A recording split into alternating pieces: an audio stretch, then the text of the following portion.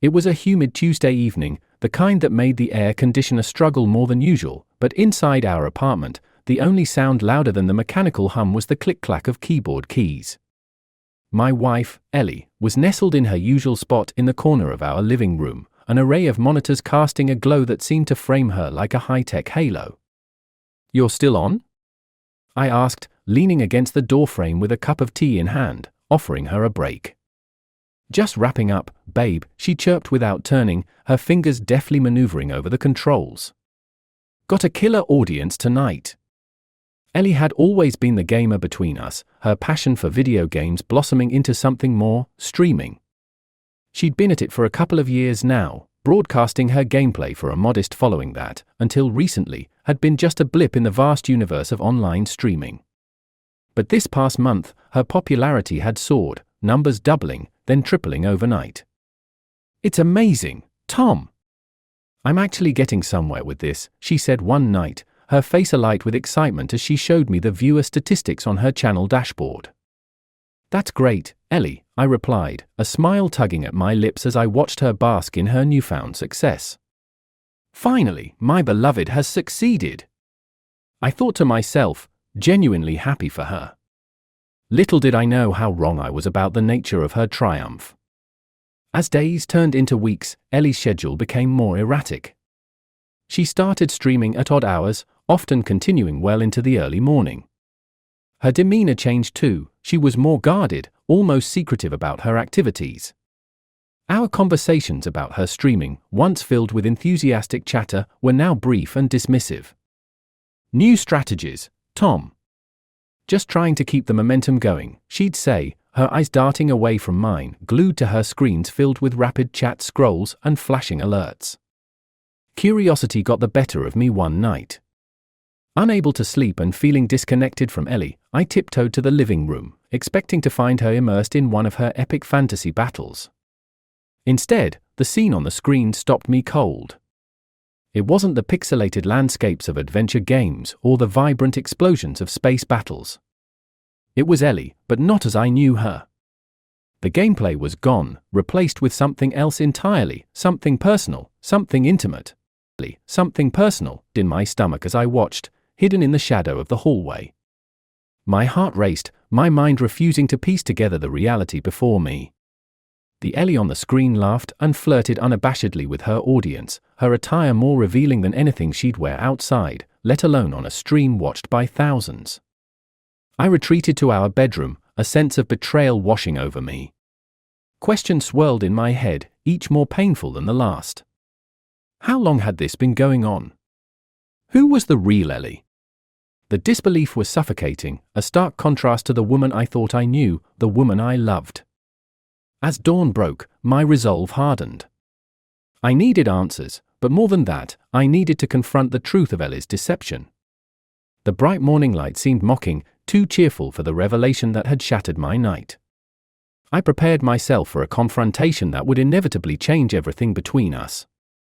Unaware of my discovery, Ellie hummed a tune from the kitchen, her back turned to me as she poured coffee into her favorite mug. The normalcy of the moment was surreal. "Ellie, we need to talk," I said, my voice steady despite the turmoil inside. She turned, her smile faltering slightly at my serious tone. "Sure, what's up?" I took a deep breath, the image of last night's stream burning behind my eyes. "It's about your streaming," I began, the next words poised to irrevocably alter the course of our lives. Ellie's eyes dart to the side as she sets the coffee pot down, the clatter of ceramic against the counter breaking the tense silence.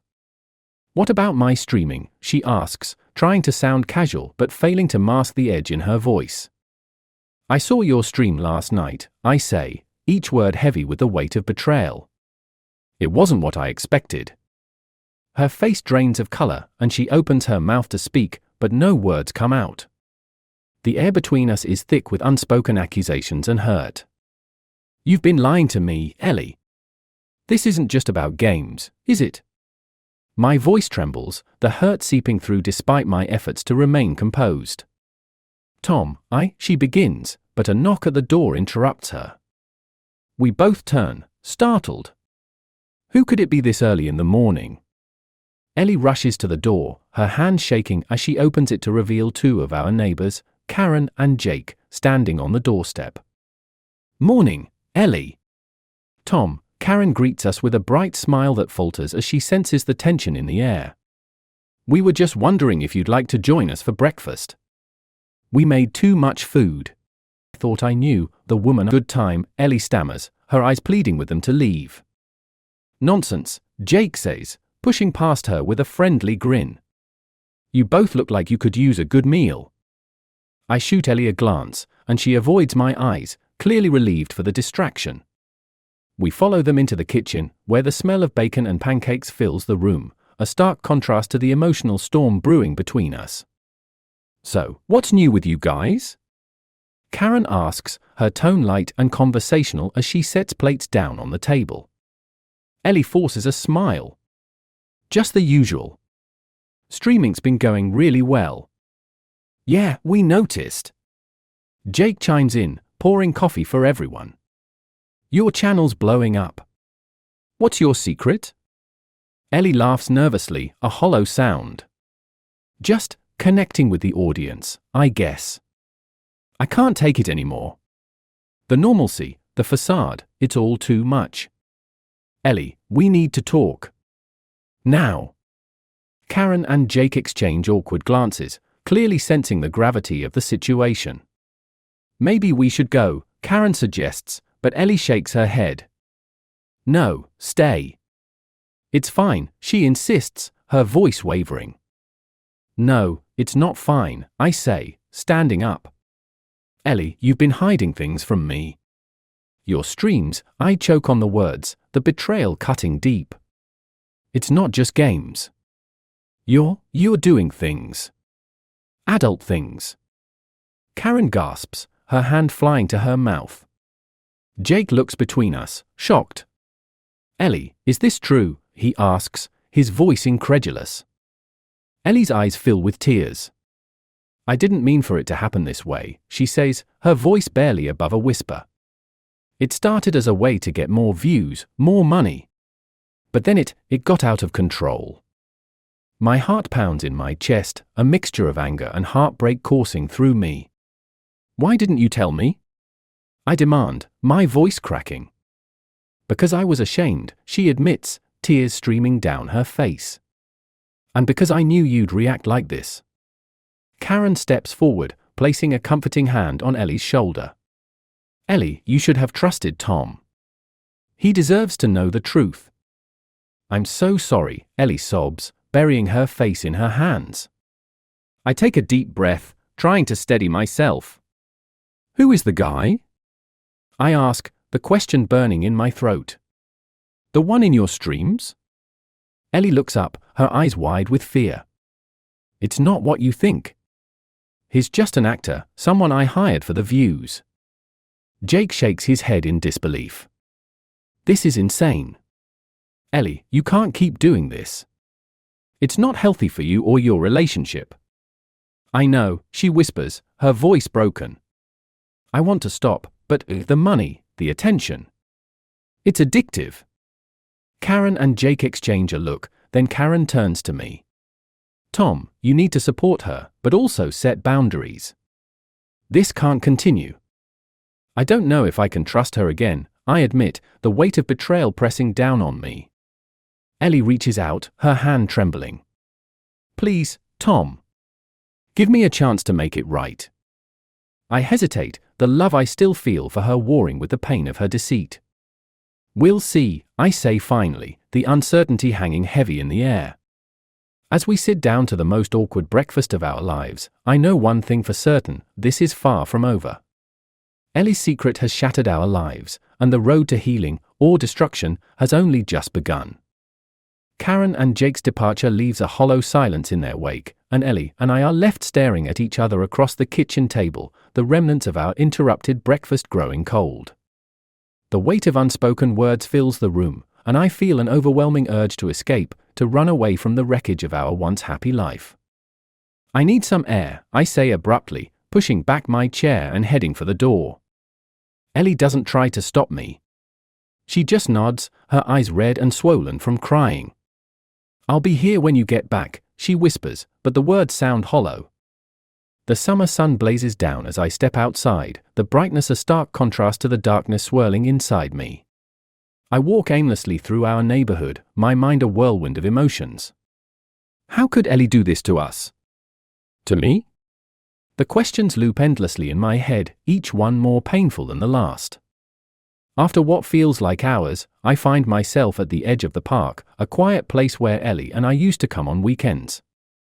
I sit on a bench, staring at the empty playground, memories of happier times flooding back. How did we get here? My phone buzzes in my pocket, jolting me back to reality. It's a message from Karen. "Hey, we're here for you. Don't hesitate to reach out if you need anything." Her words are a small comfort, a reminder that I'm not alone in this. I type a quick response, thanking her and Jake for their support, and slip the phone back into my pocket. As the afternoon fades into evening, I realize I can't avoid Ellie forever. I need to face her, to figure out where we go from here. With a heavy heart, I make my way back home, each step feeling like a journey through quicksand. Ellie is waiting for me in the living room, her eyes filled with a mixture of hope and fear. "Tom, I know I messed up," she begins, her voice trembling. "But I want to fix this. I want to fix us." I take a deep breath, the weight of the situation pressing down on me. "I don't know if we can just fix this, Ellie.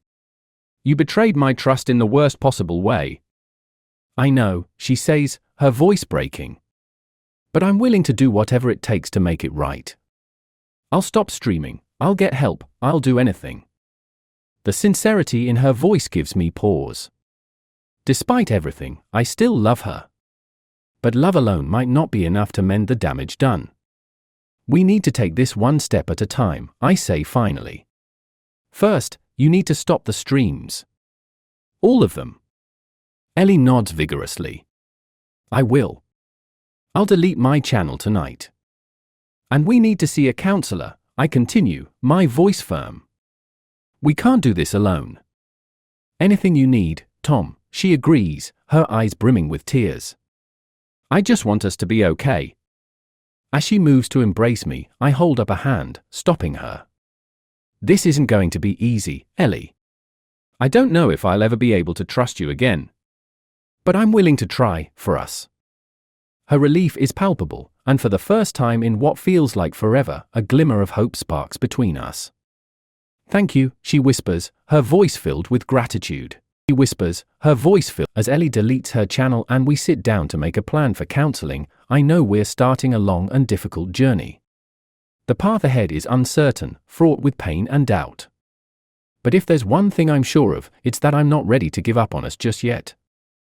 The weeks that follow are a whirlwind of counseling sessions and painful conversations.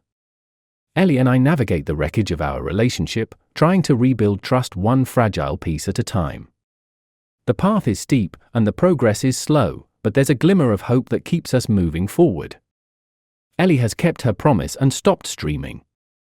The change in her is noticeable. She seems more present, more engaged in our life together. But despite her efforts, a nagging doubt lingers in the back of my mind. I can't shake the feeling that there's something she's still hiding.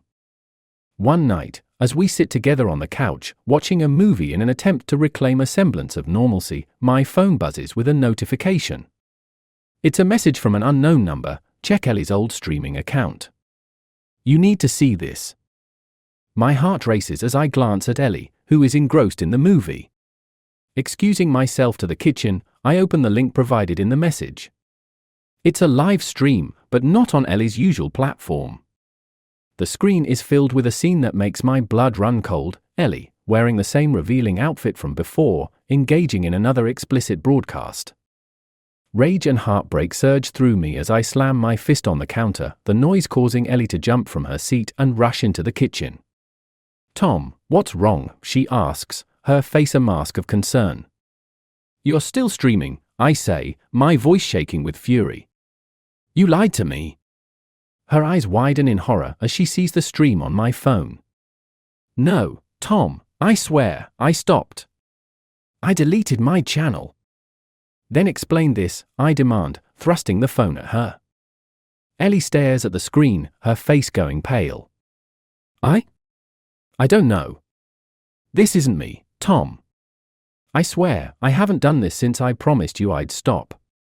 Before I can respond, the stream abruptly cuts off, replaced by a text message on the screen, meet me at 10 p.m. tonight. Address below. Come alone. The mystery deepens, and despite my anger, a part of me believes Ellie. Something isn't adding up. We need to find out who's behind this, I say, my voice steely. Ellie nods, tears streaming down her face. I'll do anything to prove I'm telling the truth. That night, as the clock ticks closer to 10, I prepare to face the unknown. Ellie begs to come with me, but I insist she stay behind. This is something I need to handle on my own. With a deep breath, I drive to the address provided in the message, a rundown warehouse on the outskirts of town. The warehouse looms ominously in the darkness, its broken windows and rusted doors adding to the sense of foreboding. I steel myself and push open the door, stepping into the shadows. The air is thick with tension, and every creak of the floorboard sets my nerves on edge. Hello? I call out, my voice echoing in the empty space. A figure steps out from the shadows, and my heart stops. It's a man, but not just any man. It's Jake, our neighbor, but not just any man. He smirks at my shock, his eyes glinting with malice. Surprised to see me, he asks, his voice dripping with mockery. What the hell is going on, Jake? I demand, my fists clenching. Jake laughs, a cold, hollow sound. Ellie was telling the truth.